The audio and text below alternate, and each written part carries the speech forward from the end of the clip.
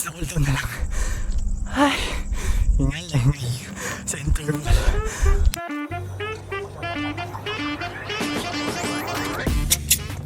So hi, it's your Neil and this is the day 29 of trying to achieve 5 kilometers of 30. At ang program natin ngayon ay, ang pinaka-paborito ko is interval run.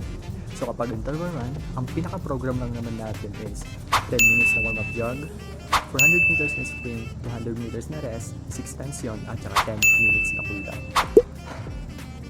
Gusto mabilis sila, pero let's go. Okay, tapos na tayo sa 10 minutes warm-up jog. Let's go the interval. Isa na yun. Lima pa. Dalawa na yun. Sumasakit tong tiyan ko. Kasyong. Let's go. Apat na lang. Tatlo na yun. Tatlo na lang. Apat na yun. Dalawa na lang. Let's go. Okay. Lima na yun. Isa na lang. Itong isa na to. Itodo na natin. Yung pang lima. Tinodo ko naman. Pero parang 80%. Oh. Yeah. Pero ito. Yung panghuli. 100% natin. Let's go. Anim na yun. Tapos.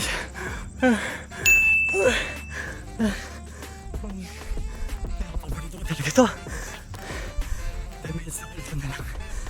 Ay, hingal sa interval. Okay, so we are done. In our interval run. Tapos na yun. Wait lang, bubula ako sa mo. And, ayun nga. Ito yung result. Ayan. Wala, hindi talaga siya accurate. Pero, hindi kasi kung interval yung sa Strava. Anyway, okay na yun. Tapos na tayo sa ating day 29 interval run. And ito lang naman. Yun lang. So it's your Neil reminding you, memento mori. Ito yung dahilan kung ba't ko ginagawa itong mga bagay na to. At sana kayo din.